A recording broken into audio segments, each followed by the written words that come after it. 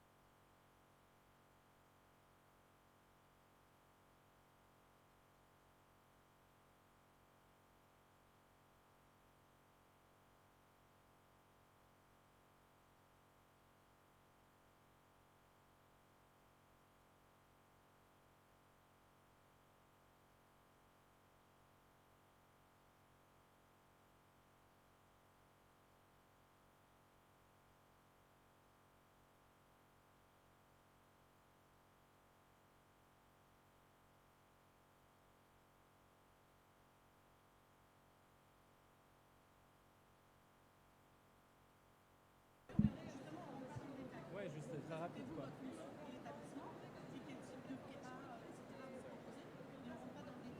Contenu de machin. Ouais, ouais, bien sûr. Oui, oui, oui, oui. Ah non, évidemment.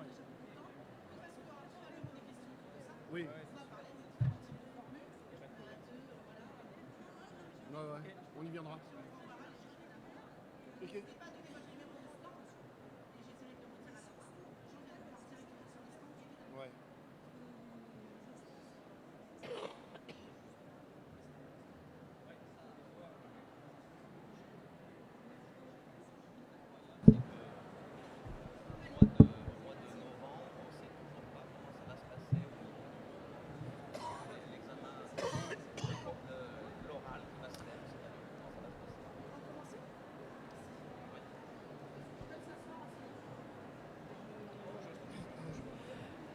Bonjour donc. Est-ce que vous m'entendez au fond là-bas? Bah ouais, mais Oui, à peu près. Bonjour à toutes et à tous, bienvenue au salon Studirama des formations santé, paramédicales et sociales. Pour une conférence qui a l'air de beaucoup vous intéresser, et j'en suis ravie.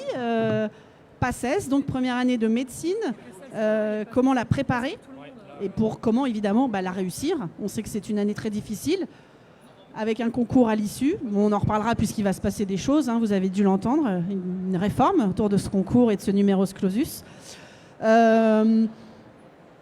Moi, je me présente brièvement. Julie Mleczko, je suis rédactrice en chef à Studirama. Je m'occupe bien du contenu que vous pouvez trouver dans le guide ou sur notre site studirama.com. Voilà. Je vais laisser les intervenants se présenter. Ils vont vous dire qui ils sont, quel établissement ils représentent. Et du coup, vous verrez qu'ils ont toute légitimité à témoigner ici et à répondre à votre question. On a aussi des étudiants qui sont présents, qui pourront vous raconter leur expérience.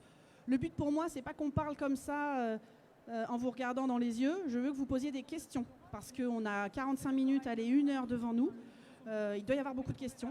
Vous levez la main, je prends votre question et les intervenants qui se sentent de répondre le font. Votre question, elle intéressera tout le monde. Il n'y a pas de questions bêtes, hein. Moi j'insiste là-dessus. Donc n'hésitez pas. Le but, c'est vraiment de répondre à toutes vos questions. Voilà, je compte sur vous. On va commencer présentation par les dames, évidemment. Madame. Bonjour, je suis Roxane Laurenti, je suis la directrice d'Excosup Prépa PACES. Bonjour, je m'appelle Chloé Poquet, je suis étudiante en 3e année d'odontologie, donc dentaire, et je viens de l'université Paris-Descartes et je représente le tutorat Île-de-France. Donc c'est le regroupement des tutorats de l'Île-de-France et le tutorat, c'est les associations de des personnes qui ont réussi le concours de PACES qui aident les premières années. Oui, bonjour, je suis M. Bendali. Je représente donc le CPCM, donc qui est une prépa qui prépare les étudiants pour la médecine, et je suis également enseignant. J'enseigne en physique à l'université Paris-Sorbonne en physique, au PACES et au L1. Bonjour, je m'appelle Alain Belaïd, je suis directeur adjoint du Centre Epsilon, qui est une prépa PACES. Alors bonjour à tous, moi c'est Morgane Brizou, donc je suis attaché de presse à la Fédération nationale des étudiants en kinésithérapie. Donc pourquoi est-ce que je suis présent? Parce que la kinésithérapie tout simplement intègre aussi la PACES. Il faut savoir que la PACES est la voie prépondérante pour intégrer les instituts de formation en masso-kinésithérapie. Et je suis également étudiant en 3e année à l'Institut de formation masso-kinésithérapie de Rennes. Et je m'appelle Benjamin Dahan, je suis le responsable pédagogique de Medisup, donc pour préparer également les étudiants au concours de PACES sur l'ensemble de l'Île-de-France, à la fois pendant la terminale et pendant leur année de PACES. Alors là, on l'a entendu, évidemment, il y a différents types de façons de se préparer aux études de médecine, vous l'avez entendu. Il y a le tutorat PACES, qui est donné dans les universités directement par des étudiants, et puis des prépas qui, elles, sont privées et qui proposent différentes formules. Peut-être, mademoiselle, juste si vous pouvez nous représenter, vous, puisque vous êtes la seule, en quoi consiste le tutorat, comment ça se passe, brièvement, pour qu'on installe le truc. Et puis s'il y a des questions après, évidemment, on passera aussi aux prépas privés. Donc le tutorat, c'est les étudiants qui ont réussi le concours de première année dans leur fac, qui reviennent au niveau de l'association du tutorat pour aider les premières années, donc notamment par le biais d'entraînement. Donc on parle de concours blanc ou de col en fonction des facs. Et on aide aussi, on donne des exercices pour s'entraîner, on répond à leurs questions. Donc en fait, on est présent dans leur quotidien. On a souvent un local au sein même de la faculté et on organise au cours de l'année des événements qui ont lieu dans la faculté parce que la faculté nous prête ses locaux pour qu'on puisse organiser tout ça et aider les étudiants. Si vous avez... On va prendre une question après. Et si vous pouvez aussi nous présenter un petit peu, vous, autres intervenants, le type de préparation que vous proposez et un peu les formules existantes et qui intervient. Monsieur, si vous voulez commencer. Oui. Alors, au niveau du CPCM, donc on prépare les étudiants évidemment pour les concours. Personnellement, ayant tout de même... Ah oui, ok. Voilà, alors personnellement étant enseignant, donc j'ai l'expérience un petit peu des besoins des étudiants. Donc, alors le concours, je sais que c'est un concours difficile, donc la préparation des étudiants est importante pour moi et leur écoute et l'écoute personnelle est très importante. C'est pour ça qu'au CPCM, donc on est d'abord, on est une prépa un peu comme les autres prépas, mais on est sur des petits groupes. En étant sur des petits groupes, on peut plus ou moins donc avoir des informations sur chaque étudiant et l'orienter correctement. Pour moi, c'est extrêmement important. Alors cette prépa donc qui touche à peu près toutes les facs de médecine. Alors j'enseigne personnellement, moi je suis dans le domaine de la physique et je sais que la physique de façon générale pour les étudiants c'est souvent quelque chose d'assez compliqué pour eux. Alors mon expérience à ce niveau-là, effectivement, permet à beaucoup d'étudiants de s'orienter correctement, surtout au niveau du PACES. Alors déjà, nous, à notre niveau, au niveau de la prépa du CPCM, on essaye déjà d'orienter dès le départ les étudiants vers la bonne fac. Il est clair que des personnes qui ont des niveaux scientifiques qui ne sont pas forcément les mêmes, eh bien, ils ont plutôt intérêt... Ah, d'accord, ok. Oui, alors, l'orientation dès le départ des étudiants vers la bonne fac est importante. Voilà, donc beaucoup d'étudiants, effectivement, au bout d'un certain nombre de mois, eh bien... se rendent compte que la fac qu'ils ont choisie, ce n'est pas exactement celle qui leur convient. À ce niveau-là, on a l'expérience, justement. On est dans une prépa donc, où il y a beaucoup d'enseignants de fac, où on a l'expérience de ce genre de choses. On les oriente dès le départ vers la bonne... Donc, dès le départ, il a intérêt à choisir la bonne fac. Alors, au niveau de notre préparation, alors, bien sûr, nous préparons donc les travaux dirigés. Donc, je prépare donc, en fonction de ce qui a été fait auparavant, donc des annales. Je travaille beaucoup sur les annales, donc au niveau de ma spécialité. Et bien sûr, on fait des examens, donc un peu comme le tutorat. Donc il y a des examens qui se font de façon régulière et qui sont bien sûr corrigés, mais je les corrige ensuite en classe. D'accord ? C'est moi qui les fais, c'est moi qui les prépare. Voilà. Alors évidemment, on fait également des fiches de cours. Des fiches de cours, chacun fait sa propre fiche de cours qu'il donne aux étudiants et qui sont une base pour les étudiants, une base très importante. Voilà. Alors, bon... on va peut-être aussi laisser la parole à d'autres et oui, à mon avis, il y aura des questions. Passer la parole à mon, il y aura des collègue. questions de toute façon. Je pense que vous fonctionnez tous un petit peu pareil. Oui, bonjour. Donc, moi, je ne vais pas rentrer dans le détail de ce qu'on fait cours par cours. On a un stand, vous pourrez passer nous voir sur les stands. On sera un peu plus explicite et on a des journées portes ouvertes pour ça. Donc, Epsilon, on est la plus ancienne prépa sur l'Île-de-France. Pareil, alors on prépare les élèves de la terminale, à partir de la terminale. Ensuite, donc en première année de médecine, en parallèle. On a aussi une année préparatoire qu'on appelle l'année 0. Et on fait partie du réseau Novétudes Santé, où on a 29 écoles, donc en province, un petit peu partout. Et on va donc de la terminale, avec le groupe, jusqu'à la 6e année, avec les conférences d'internat. On a 2 conférences d'internat qui sont Hermès et Hippocrate. Donc on suit les élèves sur un parcours assez important.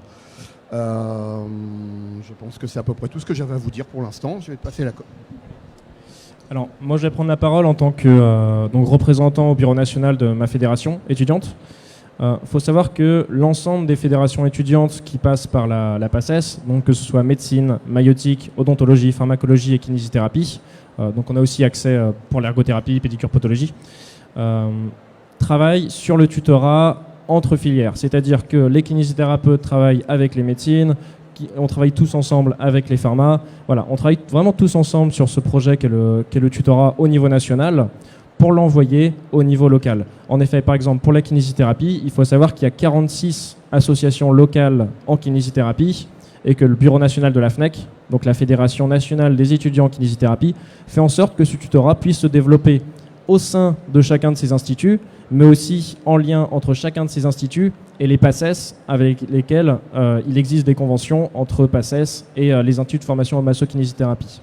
Donc pour retenir une chose, c'est que l'ensemble des fédérations étudiantes travaillent sur ce tutorat elles sont là pour le bien-être des étudiants. Elles connaissent les étudiants parce que tout simplement, on vient nous aussi de ces filières-là. On vient de PACES, on vient pour d'autres kinés, par exemple de STAPS, mais on vient majoritairement de PACES, qu'on soit médecine ou dentaire ou kiné, qu'on connaît ce milieu-là, on connaît les besoins des étudiants, on sait ce qu'ils attendent, que l'on travaille pas seul. Certes, on travaille entre étudiants et entre filières, mais on travaille aussi avec les enseignants qui sont en PACES. On travaille aussi avec les enseignants qui sont après la PACES pour voir comment est-ce qu'on peut au mieux former les étudiants en parallèle de leur cursus en PACES, comment apporter le plus de choses au PACES à travers le tutorat.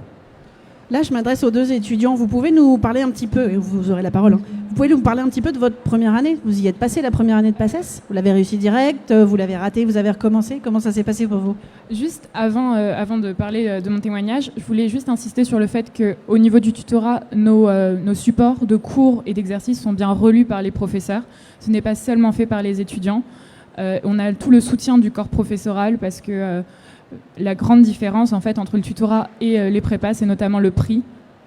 Et du coup, voilà, c'est ce que je voulais en revenir, c'est sur le tutorat est accessible pour tout le monde et très bien fait parce que justement, on a le soutien de nos professeurs. Donc, concernant mon année, donc j'étais en PACES à l'université Paris-Descartes. Je suis passée du coup en tant que primante, donc je l'ai fait à l'époque. On pouvait encore, c'est en changement. Mais du coup, on pouvait doubler son année, la faire 2 fois. Et du coup, je suis passée dès la première fois. Donc, c'est une année, certes, qui demande beaucoup de travail, qui est intense, qui est vraiment intense. Mais il faut garder le moral. Ça demande beaucoup de travail personnel, mais c'est quelque chose de totalement faisable. Souvent, quand on parle à des étudiants qui sont passés en PACES, ils nous disent « Oui, je travaillais 10-12 heures par jour ». Et ça peut paraître impressionnant comme ça, mais quand on y est, quand on est dans ces cours qui sont en plus très intéressants, ce temps de travail, on ne le voit pas passer. 10 heures de cours, 10 heures de travail personnel, c'est totalement faisable. Même, on n'est pas obligé de chiffrer. On fait nos cours et il faut bien sûr tout apprendre, mais il faut garder surtout la motivation. Donc après, peut-être que je vais te laisser parler. Et du coup, après... il y a différentes manières d'aborder sa première année. Il faut bien comprendre qu'il y a autant de méthodes que de personnes qui sont en PACES. Et ça, c'est quelque chose de très important. Parce que souvent, quand on est en PACES, on se demande comment travailler. Et quand on voit quelqu'un faire des fiches pour apprendre son cours, on se dit « Ah, je vais peut-être essayer de faire des fiches pour apprendre mon cours. » Alors que c'est peut-être pas la manière dont on fonctionne.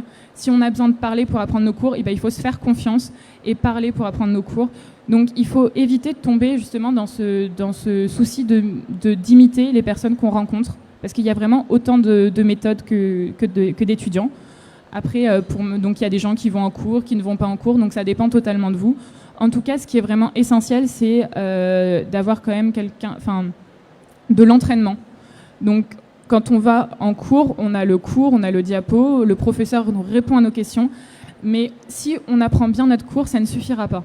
Il faut s'entraîner, c'est comme tout. C'est en s'entraînant qu'on comprend véritablement le cours et c'est là qu'interviennent, par exemple, notamment le tutorat qui fournit des exercices tout au long de l'année pour nous entraîner. Il ne faut pas hésiter à poser ces questions, il faut être sûr de bien tout comprendre et d'être le plus performant sur tout le programme. Voilà. Donc déjà, je suis d'accord avec tout ce qui a été dit, précédemment. Alors moi, mon parcours est un petit peu différent dans le sens où je ne suis pas passé primant. Il en faut bien des redoublants. Donc j'ai fait ma PACES à Brest, donc très à l'ouest d'ici, afin d'intégrer l'école de kiné, l'Institut de kiné qui est donc à Rennes. Donc la première PACES, je l'ai ratée et je l'ai réussi donc au bout de la 2e année. Qu'est-ce qui a marqué un petit peu cette différence-là? Tout simplement parce que je croyais, comme peut-être plusieurs d'entre vous ici, qu'en travaillant beaucoup, j'allais réussir mon année. Alors que pas du tout. C'est pas forcément en passant, certes, évidemment, il y a un nombre d'heures minimal à travailler, comme on l'a dit, une dizaine d'heures, mais c'est pas en passant 15 heures derrière son bureau qu'on va avoir sa PACES. L'important, c'est d'être efficace aussi. Si en travaillant 11 heures, on est plus efficace qu'en travaillant 15 heures, le choix est vite fait. Parce qu'il y a le travail, mais il y a aussi tout ce qu'il y a derrière, le bien-être étudiant. Bon, les loisirs, on n'en a pas beaucoup en PACES, mais le bien-être, c'est manger et c'est aussi dormir. Il ne faut vraiment pas l'oublier, ça. C'est bête, mais quand on intègre PACES au départ, on a tendance à l'oublier. Oui, il faut travailler beaucoup, mais il ne faut pas non plus oublier ses besoins physiologiques. Donc voilà. Donc si vous avez des questions tout à l'heure à propos de quelqu'un qui a passé 2 années de PACES, n'hésitez pas. Mais je vais reparler un petit peu du tutorat et notamment ce qui a été dit. Quelque chose qui est important dans l'apprentissage de chacun, c'est la formation par ses pairs. La formation par ses pairs, qu'est-ce que c'est ? C'est être formé par des gens qui ont connu la même chose que nous récemment ou qui sont dans une situation qui est comme la nôtre. En effet, dans le tutorat, vous allez être formé, par exemple, si vous faites le tutorat PACES, vous allez être formé par des 2e années de médecine, des 2e années de dentaire, des 2e années de maïotique. Voilà, des étudiants qui ont connu la même situation que vous très récemment. Et pourquoi est-ce que c'est important ? Parce que vous allez pouvoir vous assimiler un petit peu à ces personnes-là. Quand on débarque en PACES, on ne sait pas où on met les pieds, et c'est assez compliqué. Et comme ce qui a été dit précédemment, il n'y a pas de technique parfaite. C'est pas juste se dire je vais faire tutorat, je vais avoir mon année, je vais faire prépa, je vais avoir mon année. Non, il faut réussir à trouver ce qui nous convient le mieux.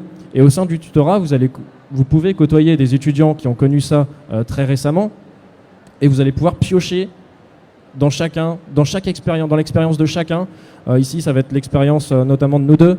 Vous allez piocher dans l'expérience de chacun, voir qu'est-ce que vous pouvez mettre en place pour réussir votre année. Ça, c'est intéressant, les fiches là. Cet autre modèle-là, il est intéressant. Pourquoi est-ce que je ne ferais pas un petit peu les deux en même temps ? Il n'y a pas une méthode. Chacun a sa méthode. À vous de trouver la vôtre. Ça peut prendre du temps. Ça arrivera peut-être pas dès le mois de septembre, dès le mois d'octobre, mais ça finira par arriver. Et c'est pour ça que quelque chose qui est important, c'est l'entraînement. Parce que sans entraînement, vous n'allez pas pouvoir savoir justement si votre méthode est bonne ou pas. Comme je vous l'ai dit, moi j'ai fait de PACES, j'ai totalement changé la méthode que j'appliquais.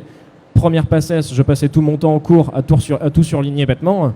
Ma deuxième PACES, je allais énormément à la bibliothèque universitaire. Si elle fermait à 22h, j'y allais jusqu'à 22h. Si elle était ouverte le samedi, j'allais le samedi. Voilà. Pensez à vous remettre en cause, c'est vraiment important. Pour se remettre en cause, il faut s'évaluer. Je crois que tout ce qui a été dit est extrêmement important. Il faut, avant de se poser la question, je pense, de pourquoi cette nécessité de s'entraîner, de savoir comment apprendre ses cours, je pense que c'est important de savoir où on met les pieds au départ, finalement. Quand on est au lycée, on n'a pas vraiment conscience de la façon dont ça va ressembler quand on rentre en PACES. Et c'est d'ailleurs pour ça souvent que vous êtes aussi nombreux sur ces conférences.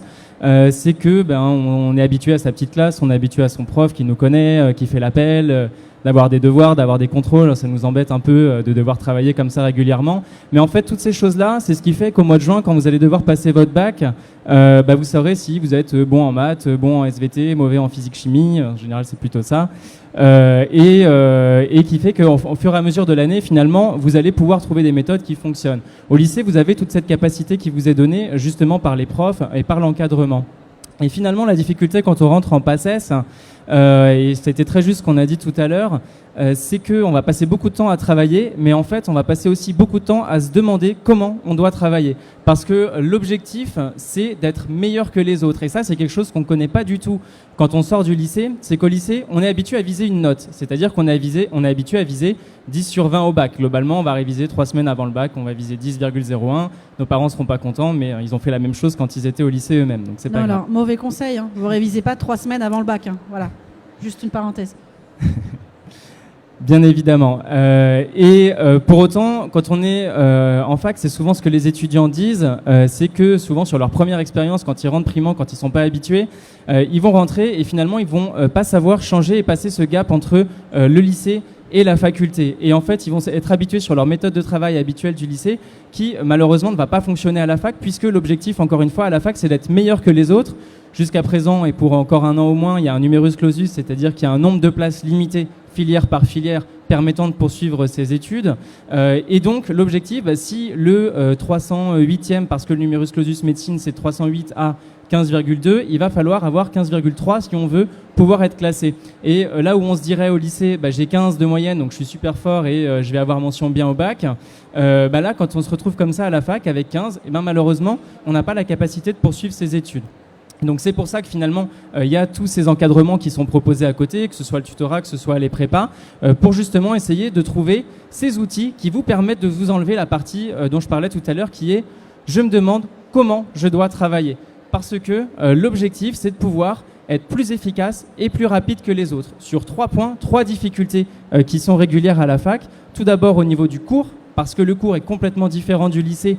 Vous allez avoir des cours qui sont faits par des profs en amphi devant 500, 600 personnes, la plupart du temps même pas en présentiel, avec des amphis qui sont vidéo retransmis, donc vous n'avez pas la capacité de poser des questions au prof, de lui demander de répéter quand ça va trop vite, etc. Donc difficulté au niveau du cours qui vous empêche d'avoir des cours qui sont exhaustifs, c'est-à-dire d'avoir l'ensemble de toutes les notions qui sont données en cours et susceptibles de tomber au concours, que vous puissiez travailler comme ça régulièrement. C'est la première problématique. Deuxième problématique qui a été évoquée précédemment, effectivement, c'est l'entraînement, puisque comme je l'ai dit, c'est un concours, donc connaître son cours, c'est nécessaire, mais c'est pas suffisant. Le concours, c'est pas une récitation, c'est pas comme quand on est, je sais pas, à l'école primaire et qu'on doit faire les fables de La Fontaine qu'on doit réciter par cœur. Là, c'est complètement différent. Il va falloir travailler sur des QCM et sur un QCM donné, vous avez 5 propositions, 5 items, simplement colorier les bonnes cases sur une grille. Et donc, la machine qui va lire les grilles, elle va pas vérifier si vous avez compris, si vous n'avez pas compris, elle va juste comparer si vous avez colorié la bonne case ou pas. D'où l'importance de s'entraîner régulièrement, justement, pour pouvoir être le plus efficace possible sur ce coloriage, justement. Dernier point qui est important et qui pose difficulté, c'est l'évaluation, donc le cours, l'entraînement et l'évaluation, puisque c'est bien de s'entraîner, mais comme je l'ai dit, c'est un concours, il faut être meilleur que les autres, et donc il va falloir s'évaluer par rapport aux autres pendant l'année. Évidemment, c'est ce qu'on va proposer à Medisup, de manière un petit peu forcément différente de ce qui peut être proposé à la faculté et via le tutorat, qui propose effectivement des fiches faites par les étudiants et des entraînements et des évaluations régulières. De notre côté, on va travailler avec des professeurs permanents à temps plein, dont c'est le travail en fait au quotidien d'analyser l'ensemble des cours qui sont faits à la fac pour proposer des fiches de cours exhaustives et actualisées en fonction du cours, de l'année en cours donnée par le professeur, des QCM réédités et inédits tous les ans, et également des concours blancs représentatifs à la fois sur le nombre d'étudiants classés au concours blanc et sur la qualité des QCM qui sont fournis puisqu'ils sont créés par des professeurs. Juste rajouter une petite chose, savoir quand même que les prépas privés, le but c'est vraiment aussi le complément de la faculté. Les facultés aujourd'hui, vous avez beaucoup de cours qui sont en ligne, en vidéo, et parfois même plus de présentiel comme à Versailles-Saint-Quentin cette année. Prépa privé va vous apporter le complément pédagogique, le kit pédagogique que vous n'aurez plus à la fac. Non seulement tous les polycopiés, les annales corrigées classées, les fiches de cours évidemment, de l'entraînement comme on l'a précisé, vraiment tout ce qui ne se fait plus forcément dans toutes les facultés. Deuxième chose, on en a parlé, c'est de l'anticipation. On vous l'a dit, il y a beaucoup de travail, c'est un concours, des QCM, c'est compliqué. Ça se passe très rapidement, ça se passe en 100 jours. Entre le moment où vous rentrez à la fac et le jour du concours, en gros, vous rentrez à la fac première semaine de septembre et le concours a lieu entre le 5 et le 15 décembre. En 100 jours, il faut tout assimiler, ce qui est quasiment impossible, en tout cas très difficile. Donc le secret, c'est l'anticipation. On commence par anticiper avec un stage de pré-rentrée, évidemment, ça vous le savez tous. Mais sachez aussi qu'on peut anticiper qu'une année zéro, l'année de P0, qui a de plus en plus de succès cette année, évidemment, l'année prochaine aussi, on parlera aussi à cause de la réforme. Mais maintenant, c'est les terminales médecine qui fleurissent un peu partout. Et c'est vrai qu'anticiper, commencer avant, à faire des QCM, à découvrir les matières, à avoir des vrais enseignements, des vrais enseignants aussi dans les prépas, c'est un des secrets de la réussite.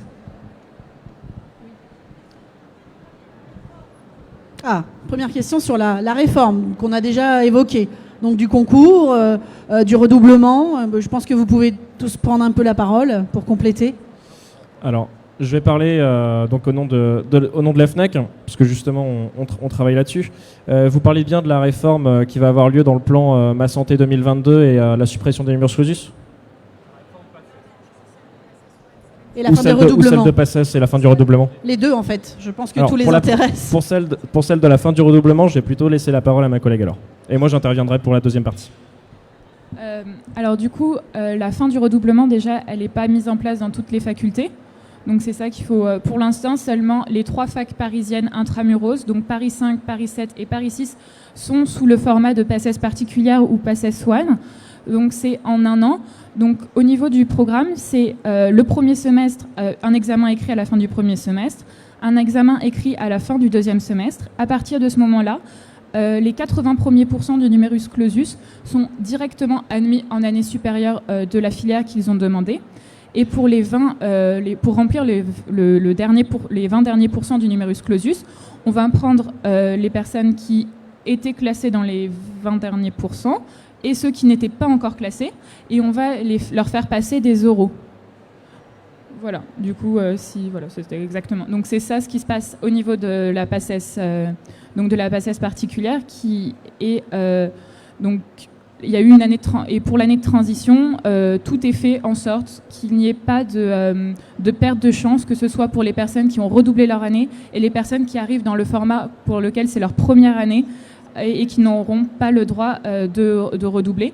Donc justement, pour cette année de transition, tout a été mis en place avec justement une augmentation transitoire du numerus clausus pour qu'il n'y ait pas de perte de chance. Et l'année prochaine, c'est à Créteil qu'il y aura l'année de transition.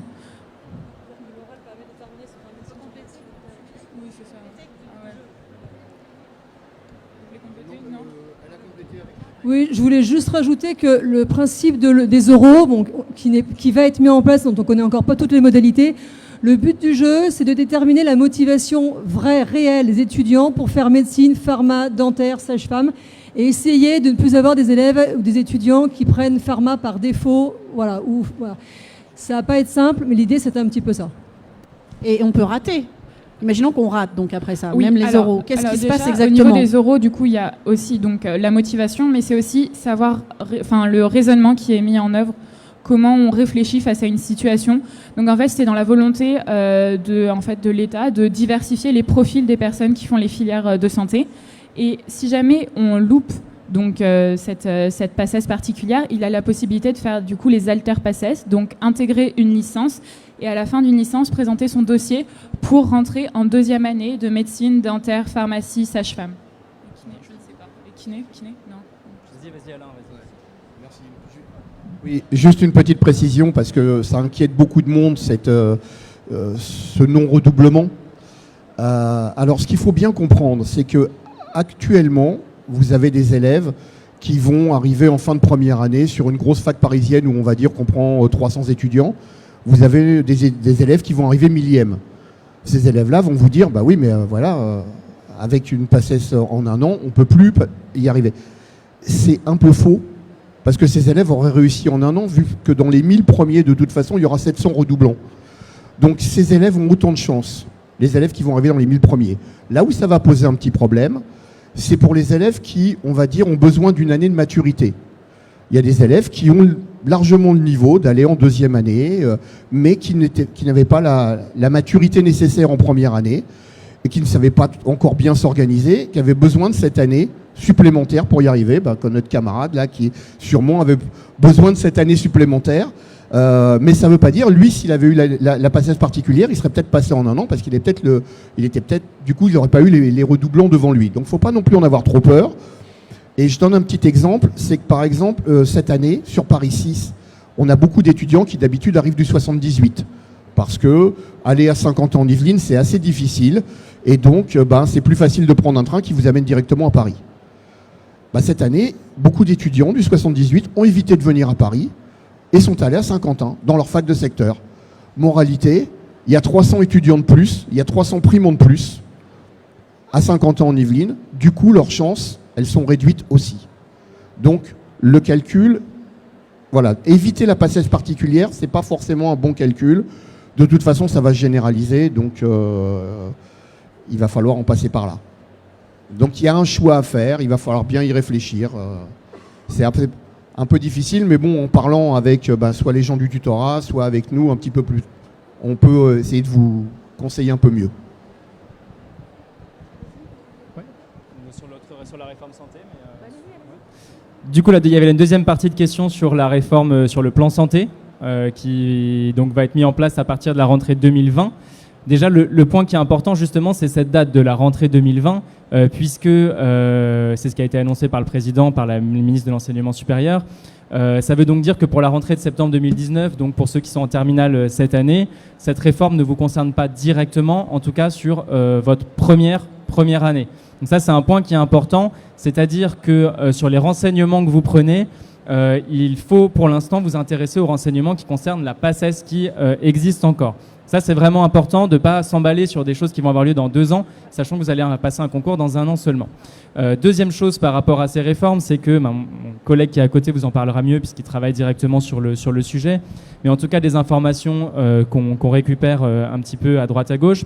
Le premier point important, c'est effectivement la suppression du numerus clausus.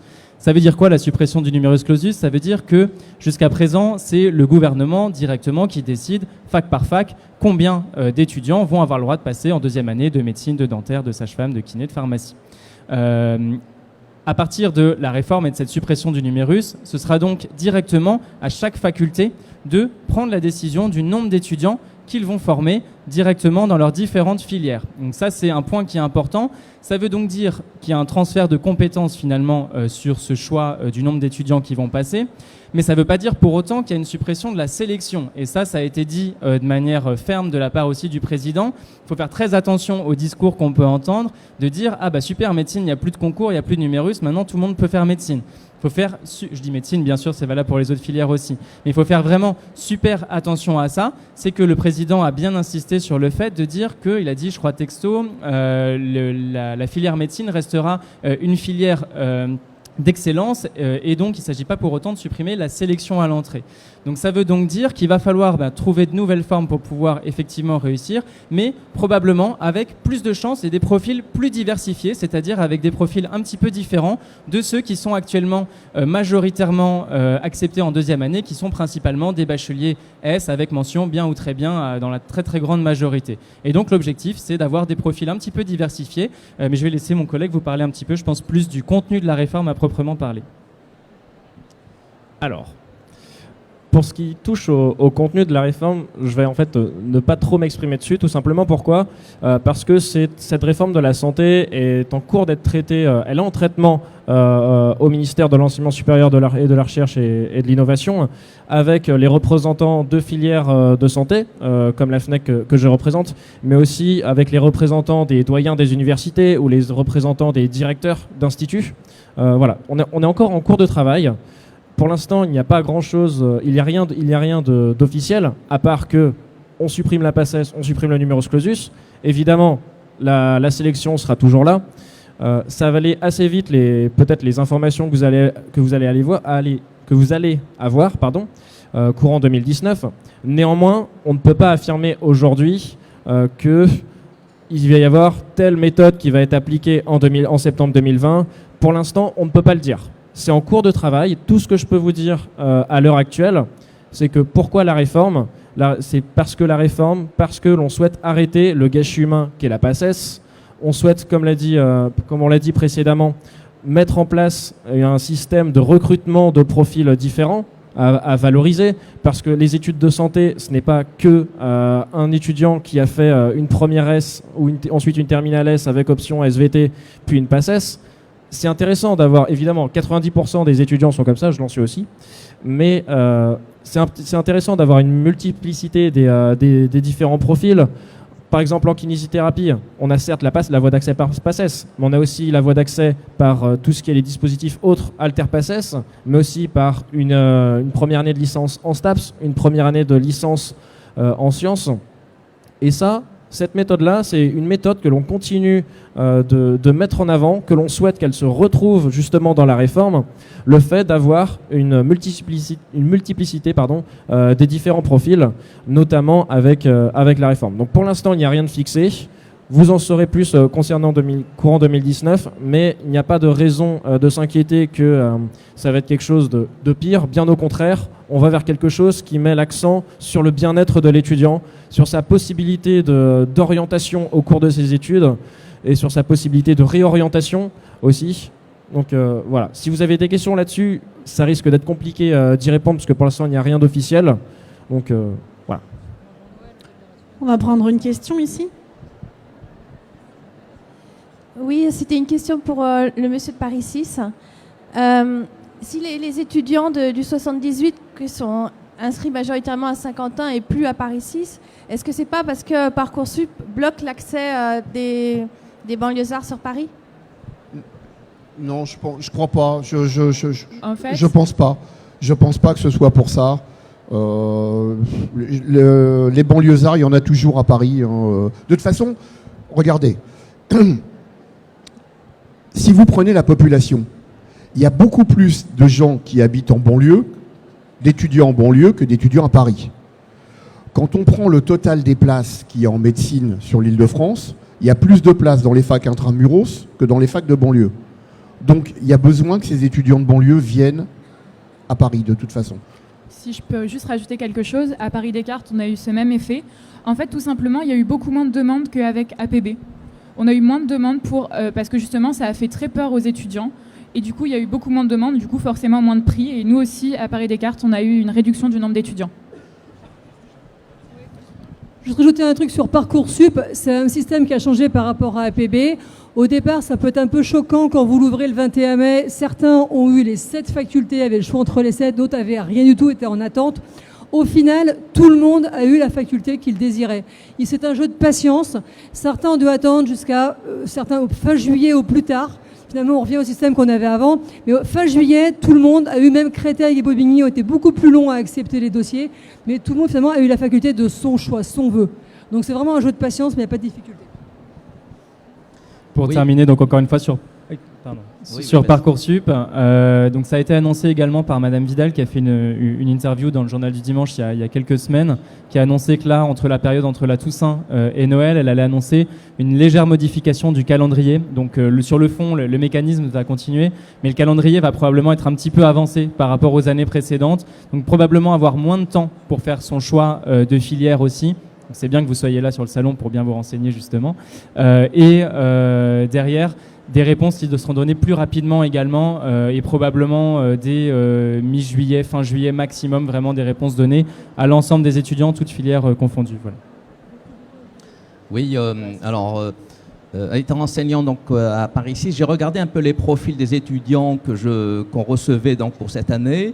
Alors, on avait bien sûr des nouveaux qui étaient des nouveaux inscrits, mais j'avais pas mal d'étudiants qui venaient des licences de sciences, qui avaient fait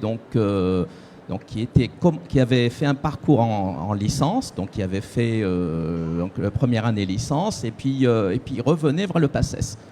C'était en règle générale des bons étudiants, puisqu'ils ont un profil scientifique, et donc ils ont donc au niveau de leurs connaissances donc, dans la matière que j'enseigne, eh bien, ils ont moins de lacunes, voilà, de façon générale.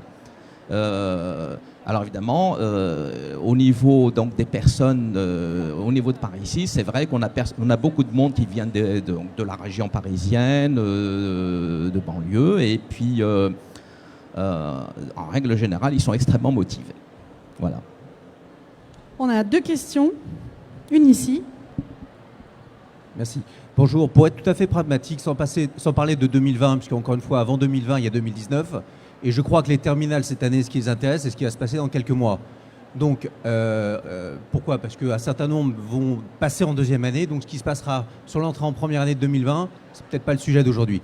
Donc, pour être tout à fait pratique, si on est toujours sur ce qui se passait l'année dernière, sur ce qui va se passer l'année prochaine, ça veut donc dire que 100% des terminales qui vont déposer un dossier de demande d'entrée en faculté rentreront en faculté de médecine. Première question. Deuxième question, pour y rentrer dans les bonnes conditions et passer leur première année dans de bonnes conditions, se posent souvent différentes questions avec des réponses complètement contradictoires. Alors, peut-être sans rentrer dans le détail de vos propres écoles, puisque bien évidemment vous êtes des sociétés commerciales et l'intérêt c'est de mettre en avant la maison que vous représentez, donc en restant assez général. Il y a un gros débat sur l'utilité de faire une préparation en terminale. Certains disent oui, ça aide, d'autres disent attention, ça pollue la terminale, ça prend du temps pour passer le bac, ça fatigue trop tôt en avance. Donc première question, utilité ou pas d'une formation en terminale? Si oui, sinon, utilité ou pas d'une formation pendant les vacances, pré-rentrée. Donc si vous voulez, sur des questions très pratiques, pour peut-être orienter les élèves, mais encore une fois, sans peut-être rentrer dans le détail de vos propres maisons. Question très générale. De manière générale, pour y répondre, alors comme vous l'avez évoqué, évidemment, je ne vais pas vous dire que ça ne sert à rien alors qu'on propose des prestations là-dessus, évidemment. Pour autant, je vais reprendre un peu ce qui a été dit tout à l'heure, c'est qu'il y a autant de méthodes qu'il y a d'étudiants. C'est-à-dire qu'en fonction des étudiants, il y a des choses qui vont être plus utiles, il y a des choses qui vont être moins utiles.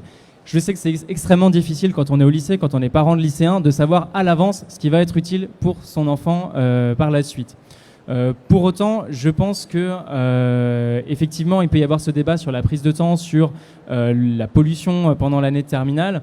Pour autant, je pense que, d'autant que dans la plupart des facultés, on n'a plus qu'1 an pour pouvoir réussir le concours, essayer d'anticiper au maximum et de tenter d'anticiper au maximum, c'est quelque chose qui mérite, à mon avis, en tout cas, d'être testé. C'est-à-dire que dans la plupart des cas, ça va quand même permettre aux étudiants de se familiariser avec le vocabulaire, avec le rythme de travail et avec la quantité de travail qu'il peut y avoir pendant la PACES. Pour autant, selon, je pense dans la plupart des établissements qui le proposent, on vous oblige jamais à faire un stage qui va vous faire 5 jours par semaine pendant toute l'année de votre terminale. Donc il y a toujours la possibilité de tester un petit peu pour voir le temps que ça vous prend, l'apport que ça vous propose ou pas, et de poursuivre ou de ne pas poursuivre. Dans tous les cas, encore une fois, c'est pas parce qu'on ne fait pas ces stages qu'on n'a aucune chance de réussir en PACES. On peut tout à fait réussir sa PACES sans faire de stage de pré-rentrée, sans faire de stage pendant la terminale.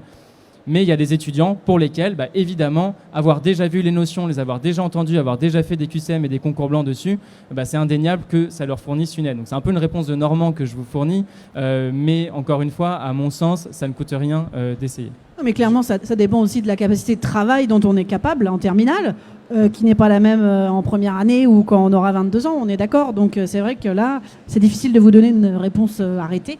Je veux bien faire le deuxième Normand. Je vais dire aussi que ça dépend de l'étudiant. Vous avez des étudiants pour lesquels le bac est une formalité. C'est-à-dire qu'on sait très très bien à la fin de l'année qu'ils vont l'avoir. Ils sont dans des écoles où de toute façon, à part la chaise sur laquelle ils sont assis, tout le monde va avoir le bac. On sait très très bien que de toute façon, il y a des élèves, ça va être une promenade de santé. Un élève qui a des difficultés en terminale et qui n'est pas assuré d'avoir son bac, il ne faut surtout pas qu'il vienne sur une P-1. Il faut qu'il s'occupe d'abord de son bac. Il n'y a pas de bac, il n'y a pas de PACES. Donc le bac reste la priorité, doit rester la priorité de l'étudiant. Ensuite, vous avez des étudiants qui ont largement le temps, parce que de toute façon, pour eux, le bac ne va être qu'une formalité, c'est comme s'ils l'avaient déjà. Il y a même des lycées où ils sont en train de préparer au-delà du bac, parce que ça y est, le programme, il est fini depuis la fin de première. Donc voilà. Donc pour certains étudiants, ça peut être un avantage, dans la mesure où effectivement, il n'y a plus qu'un an. Je vous rappelle que c'est un concours. Moi, sur un concours, je ne vais jamais vous dire ne faites pas ceci, ne faites pas cela, ceci c'est pas bien, ceci c'est pas bien. C'est à vous de choisir en fonction de votre profil. Les choses vous sont mises sur la table. On conseille à tous nos étudiants, et je crois qu'on le fait tous ici, d'aller par exemple au tutorat, parce que le tutorat c'est bien fait aussi, donc c'est complémentaire de tout ce qu'on fait. C'est-à-dire qu'un étudiant, il doit passer un concours, il doit se préparer le mieux possible. Dans cette préparation, effectivement, il ne doit pas se polluer avec des choses qui vont plutôt l'handicaper. Il faut trouver l'équilibre. Ça, on peut toujours en discuter, que ce soit à n'importe quel niveau, on peut tous en discuter. Mais voilà, le choix reste toujours à l'étudiant et il n'y a pas de règle. Il n'y a pas vous allez mieux réussir parce que vous avez fait une terminale santé. Si elle a pollué votre bac, vous ne réussirez pas mieux puisque vous n'aurez pas eu votre PACES. Donc voilà, il y a un équilibre à trouver, ça dépendra de l'élève. Moi, je vais juste vous faire part de la réflexion parce que je m'étais posé la même question quand j'étais en terminale. Quand on fait ce genre de préparation avant même d'avoir les affectations, on ne sait pas dans quelle faculté on va aller. Du coup, on ne sait pas dans quelle faculté on va être accepté. Or, il y a quand même des grosses différences entre les facultés sur les manières d'aborder les cours, parce qu'on peut avoir le même fond, la physique restera de la physique, mais la manière de l'aborder est vraiment profondément différente. Du coup, je ne pensais pas forcément que c'était... je voulais avoir l'enseignement le plus adapté à la faculté où je serais, et donc seulement à partir du moment où j'étais sûre d'où aller. Du coup, c'est pour ça que moi, je me suis plus concentrée sur la pré-rentrée, en fait, pendant les vacances, avant la PACES. Et deuxièmement, je voulais aussi me concentrer sur mon année, enfin sur mon bac, mais aussi je savais que j'allais avoir une année très compliquée en PACES. Et je me suis dit que profiter un peu de mes vacances, ça allait pas faire de mal, parce que après, j'en aurais pas. Et savoir qu'on va faire un sacrifice, mais qu'avant on en a profité, c'est quand même aussi plaisant. Juste pour répondre à votre première question sur Parcoursup, oui, tous les étudiants, tous les lycéens qui ont demandé à rentrer en PACES en Ile-de-France ont tous été acceptés dans une faculté et la plupart, vraiment, même je pense à 95%, dans celle qu'ils voulaient. Deuxième chose sur la terminale médecine, il faut quand même considérer que c'est réservé à des étudiants de très bon niveau. Nous, avec Scosup, on considère que c'est vraiment une option. C'est pas compatible avec si vous êtes en Abibac ou en euro-anglais. Si vous êtes sportif de haut niveau ou musicien au conservatoire, c'est pas du tout compatible. C'est pour ceux qui font une terminale S, forcément, mais classique, et qui présentent une option à plein temps. Oui, il y a beaucoup de travail. Oui, on fait quasiment 50% du programme de la PACES durant la terminale. Ça a aussi un très gros avantage, au-delà de l'entraînement, découverte des matières, c'est que vous avez accès chez nous à l'ensemble des annales des 7 facs parisiennes. Et donc, vous choisissez aussi votre faculté de médecine en fonction des sujets de concours que vous aurez fait dès la terminale et pas uniquement en fonction du lieu géographique. Je voulais juste rajouter quelque chose. Ok, on a d'autres questions. Ça, je vais être très rapide parce que j'ai une petite mémoire de poisson rouge, donc j'ai oublié ce que je voulais dire. Et aussi, du coup, moi, ça a été, donc non, c'était. Je vais y arriver. Excusez-moi. Du coup, c'est vrai qu'au lycée, c'est normal de vouloir savoir dans quoi on va se lancer. Et c'est pour ça qu'il y a plein de choses. N'hésitez pas à aller aux journées portes ouvertes aussi des facs, bien vous renseigner auprès des étudiants, savoir exactement comment ça fonctionne. Et il y a même des facs qui organisent, via du coup le tutorat, des journées de découverte de la PACES. Donc pendant une journée, ou même vous simulez un cours en fait de PACES, donc dans un amphi. Et ça permet aussi je pense que c'est ça qui fait le plus peur aux lycéens, c'est comment ça se passe à la fac. Donc n'hésitez pas à faire ça et n'hésitez pas à y aller. On a une question, vous pouvez passer le micro. Oui, bonjour. Au risque de froisser la personne qui a posé la question tout à l'heure, 2020, c'est pas si loin. Et pour ceux justement qui ne peuvent pas rentrer directement à PACES, c'est une question qui m'intéresse, à savoir quels seraient les critères, en dehors puisqu'il n'y aura plus de numerus clausus, quels seraient les critères pour les facultés pour retenir un certain nombre d'étudiants? Est-ce que ça serait éventuellement en fonction de la nécessité nationale, on va dire, par rapport à des besoins qui sont exprimés, soit via les hôpitaux, soit via les fédérations, je ne sais pas. Voilà. Alors, ma réponse va être très rapide. Ce n'est pas encore déterminé. D'accord.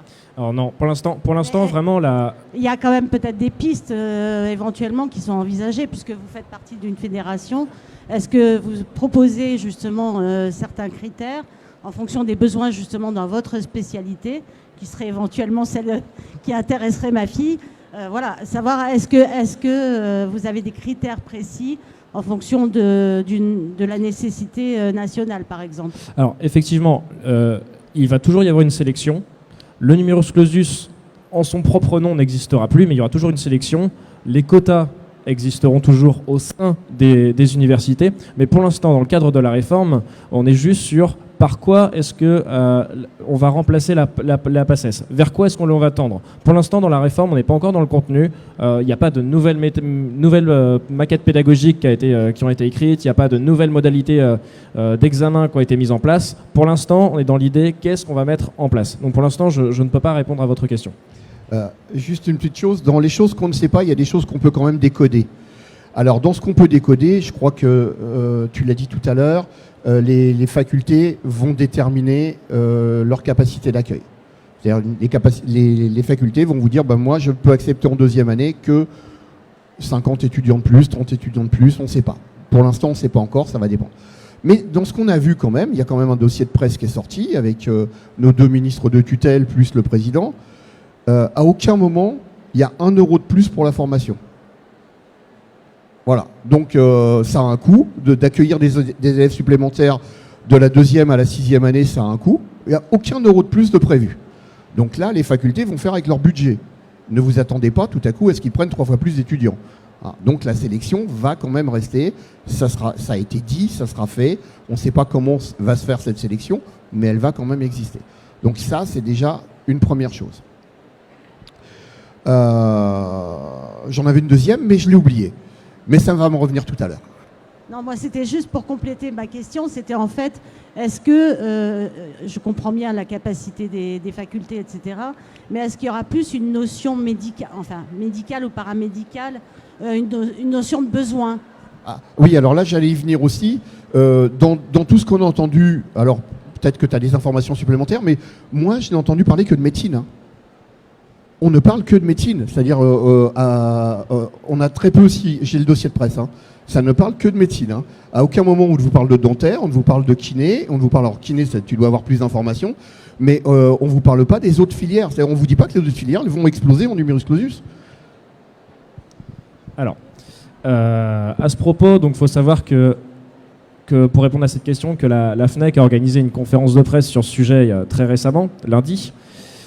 Il faut savoir que la réforme concerne officiellement médecine, maïotique, odontologie, pharmacologie, mais la volonté des 11 000 étudiants qui sont représentés par la FNEC, et donc les futures générations d'étudiants en kiné, c'est qu'il y ait aussi la filière en kinésithérapie, parce que comme je l'ai dit tout à l'heure, la PACES est quand même la voie prépondérante d'accès pour les instituts en kinésithérapie, que ces 5 filières-là soient concernées. Après, comme je viens de le dire, on ne va pas pouvoir aller plus loin dans les analyses, on ne va pas pouvoir imaginer quoi que ce soit, parce que pour l'instant, on n'est pas encore arrivé, on n'a pas conclu ces discussions-là, c'est en cours, mais pour la filière en kinésithérapie, la position de la FNEC est claire, c'est qu'elle doit elle aussi être concernée par la réforme, au même titre que médecine, maïotique, odontologie, pharmacologie, étant donné la mutualisation des cours qui est possible, étant donné tous les rapports qu'il y a entre fédérations ou au sein de la PACES qui regroupe déjà ces 5 filières-là, ou même en interprofessionnalité après, il apparaît évident que ces 5 filières-là soient concernées par la réforme. Donc moi j'avais une question par rapport au tutorat de Terminal S. Vous parliez en même temps que la terminale, vous faisiez un tutorat pour les cours. Et c'est forcément pour les terminales ou ça peut être dans les études supérieures? Je sais pas si... Alors en fait, excuse-moi, peut-être que je me suis mal exprimée. En fait, c'est une journée de découverte de la PACES. Donc c'est un week-end où on découvre les cours, quelques cours, juste pour voir comment fonctionne l'enseignement à la faculté. Et à la fin, on fait un sorte de concours. Enfin, c'est pendant les vacances de Pâques. L'année dernière, ça avait été comme ça. Et du coup, c'était sur quelques jours. Après, on vous laissait. Et après, vous aviez un concours blanc avec juste pour voir comment s'entraîner sur des QCM. C'était juste quelque chose plus de découverte. C'était pas un tutorat au cours de l'année ou en Non, fonction... c'était pas au cours de l'année. Okay. Mais parce que, c'est. Il faut, par rapport au tutorat de PACES que vous expliquiez tout à l'heure, les tutorats avec les étudiants qui font cours aux premières années, c'est forcément aux premières années de médecine? C'est pendant la première année de médecine et c'est réservé aux personnes qui sont en première année de médecine, enfin en PACES. D'accord, ok.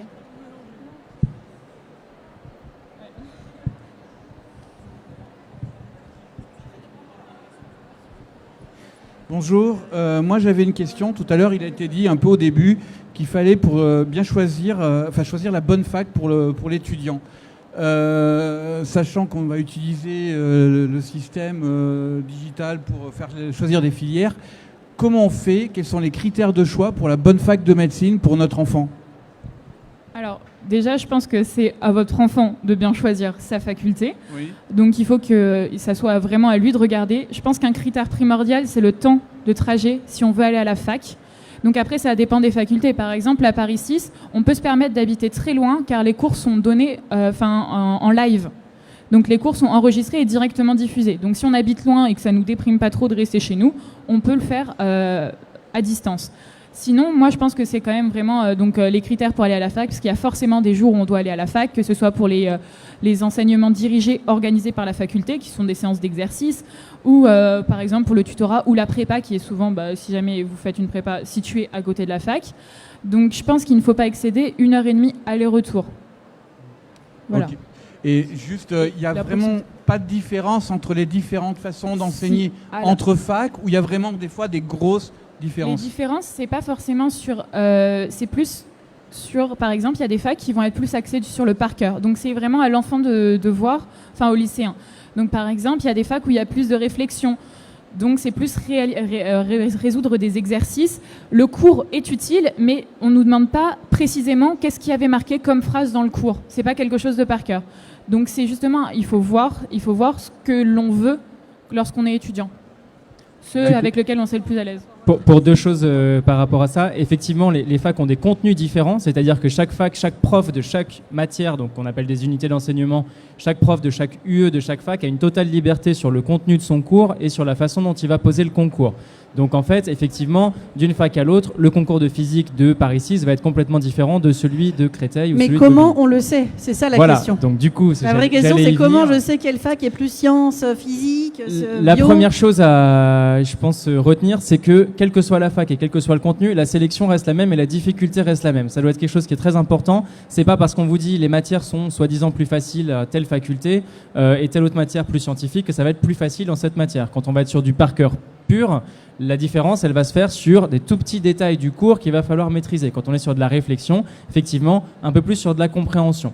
Donc pour le choix, je pense que ce qui est important, c'est de discuter avec différents étudiants des différentes facultés, justement pour vous faire votre propre avis, que eux puissent vous parler de leur propre expérience en fonction de leur profil, et que ce soit sur les stands des facs ou sur les stands des différentes prépas, vous avez partout profusion d'étudiants des différentes facultés, justement pour pouvoir avoir des avis un petit peu variés là-dessus.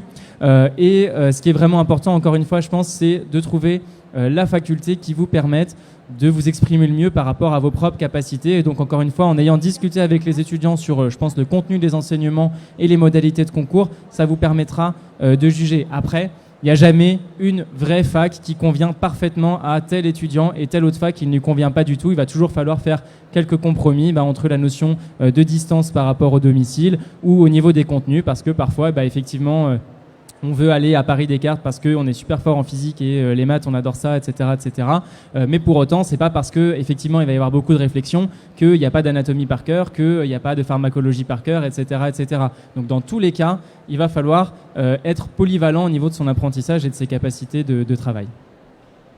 Si vous voulez vous renseigner sur comment se passe l'enseignement, comment se déroulent les cours durant une certaine faculté, je vous invite à consulter, évidemment, comme ça a été dit, les étudiants. Il faut savoir qu'en représentant étudiants, vous avez certes les représentants dans les fédérations nationales, comme la FNEC que je représente, mais vous avez la même chose en médecine. Mais vous avez aussi donc le tutorat PACES, et vous avez aussi, à échelle très locale, vous avez le BDE des étudiants de la faculté de médecine, de dentaire ou de maths-éthique ou encore de kiné dans laquelle vous allez aller. Chaque PACES a des représentants au sein du BDE, et ça peut être très intéressant d'aller consulter directement au local le BDE qui est concerné, lui poser des questions et lui-même pouvoir réorienter vers quelqu'un qui s'y connaît dans le sujet. Très souvent, dans les BDE de médecine ou autres filières de santé, il y a quelqu'un qui est en charge du tutorat, et cette personne-là est souvent très concernée et très forte sur tout ce qui touche à l'orientation. Je pense que tu pourras... On a une autre question ? J'ai entendu cette semaine que P5 et P7 allaient fusionner. Donc voilà, je voulais savoir. Alors, en fait, la fusion de Traduction, s'il vous plaît. Donc, l'université de Paris 5 et l'université de Paris 7 vont fusionner, mais pour former l'université de Paris. En fait, ils vont pour l'instant, ils ont juste fusionné au niveau administratif. Ils ne vont plus s'appeler Paris 5 et Paris 7. Ils vont s'appeler Université de Paris, mais les PACES restent distinctes pour l'instant. C'est juste ça qu'il faut retenir, c'est que c'est différent, donc c'est comme l'année dernière. C'est juste que le nom sera différent sur Parcoursup, il me semble. Il y a une vraie différence entre université et faculté, hein. C'est vraiment deux choses qui sont différentes. L'université, c'est, disons, la globalité de l'université, donc, de Paris 5, de Paris 7, qui effectivement fusionne administrativement.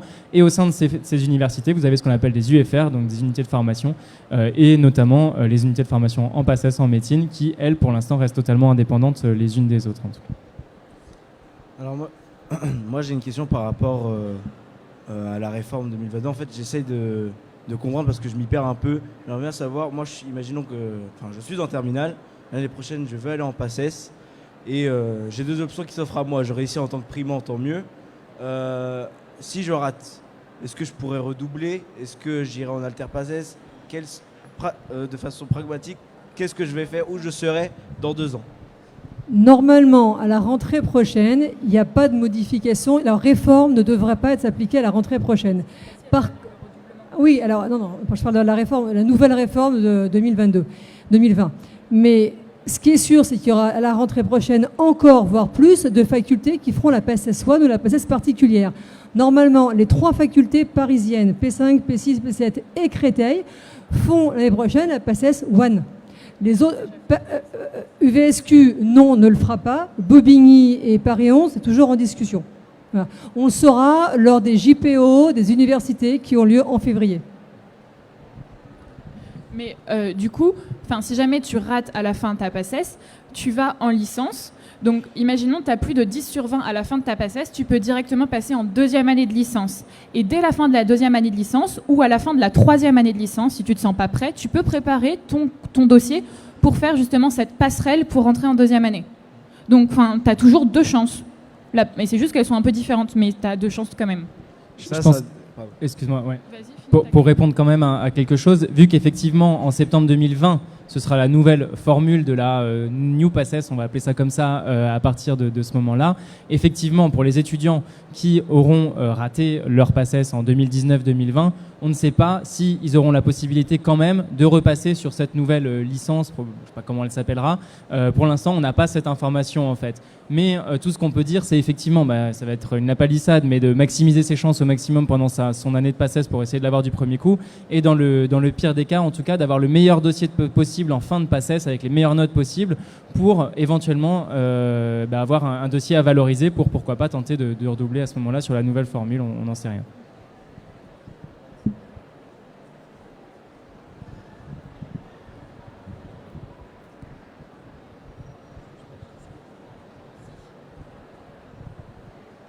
Bonjour, j'ai un diplôme de docteur en médecine dentaire, mais étranger. Et je voudrais savoir, est-ce qu'on est obligé de passer par les PACES pour avoir la reconnaissance du diplôme ici en France? Oui. Donc, oui. Si vous venez pas de l'Union européenne, vous êtes censé... alors, vous êtes en médecine, c'est ça? Médecine dentaire. Médecine dentaire. Alors, médecine dentaire, la passerelle est fermée depuis quelques temps.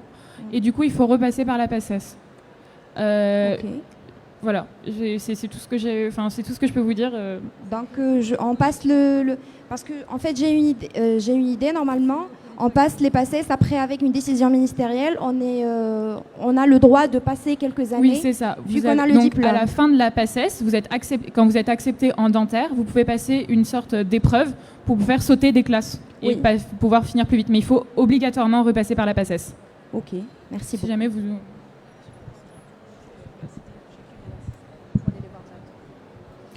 On va prendre une dernière question. Je suis désolée parce que l'heure est largement dépassée. De toute façon, les intervenants vont vous redonner leur numéro de stand. Je vous invite à aller les voir. Monsieur. Merci. Bonjour. Est-ce que la réforme 2020 peut donner plus de chance aux futurs étudiants qui ne viennent pas de bac S et qui ne veulent pas forcément faire médecine, mais qui veulent particulièrement faire kiné, par exemple? Alors là, je vais vous répondre que oui. En effet, l'objectif de la réforme qui se mettra en place en 2020, mais qu'on appelle Ma Santé 2022, d'où la confusion, justement se veut comme une mise en place, une ouverture, une multiplication de recrutement de différents profils étudiants ou élèves qui sortent du bac. En effet, ça va vraiment être l'objectif de la réforme, c'est d'avoir cette multiplication des profils. Donc là, je ne peux pas vous en dire plus comme ça, mais en effet, il va être mis en avant qu'on n'aura plus besoin d'avoir le profil type du lycéen qui a fait sa terminale S avec telle option en particulier pour ensuite aller en PACES. Non, justement, là maintenant, ce qui va pouvoir être mis en place, c'est le recrutement de personnes totalement différentes. Et pourquoi? Parce que dans le milieu de la santé, il y a énormément de métiers. Que ce soit au sein de la kinésithérapie qui permet de déboucher sur énormément de choses, que ce soit au niveau des pharma, que ce soit au niveau de la médecine.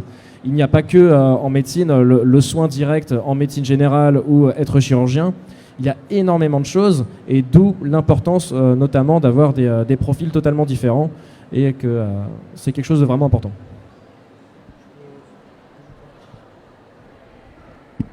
Oui, alors je vais ajouter quand même une petite chose. Effectivement, il y a les profils qu'on fait rentrer en première année. Ça, c'est une chose. Après, il y a ceux qu'on accepte. Ça, c'est autre chose parce que ça dépend du contenu des cours. Si le contenu que vous avez, et je vous rappelle que quand même les facultés restent quand même maîtres de leur enseignement, si le contenu que vous avez est orienté pour des gens qui avaient une terminale S pour arriver sur ceux qui passeront en médecine, eh ben, vous aurez toujours le même profil d'étudiant qui passera. Effectivement, en première année, vous aurez plus de profils différents, et ça, c'est une très bonne chose. Après, dans les reçus, on peut faire passer qui on veut, tout dépend du contenu des cours.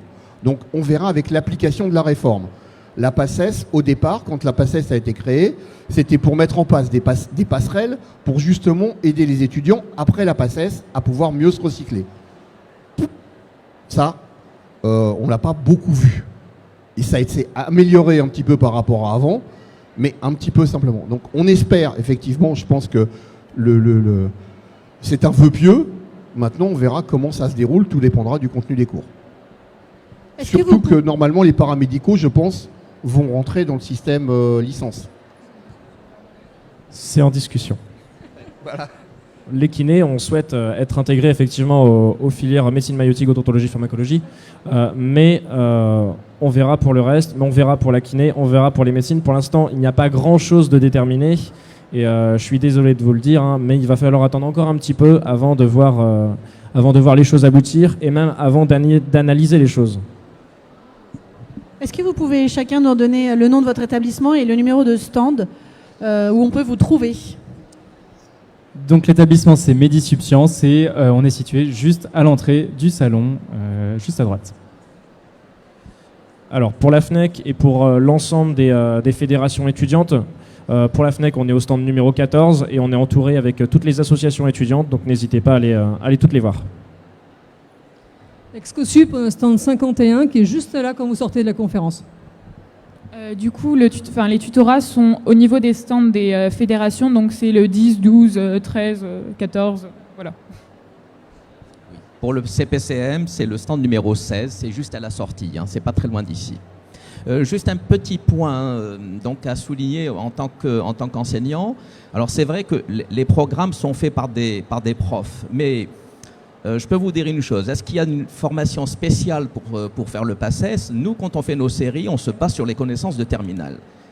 Et ce que je peux vous dire, c'est que, alors effectivement, les étudiants qui viennent nous voir ont souvent des lacunes au niveau de leurs connaissances de terminale. Donc, ce qu'il faut se préparer, c'est plutôt faire une bonne terminale. Et effectivement, nous, on fait nos séries, on fait nos cours et nos TD en fonction, bien sûr, de ce qui a été fait pendant le secondaire.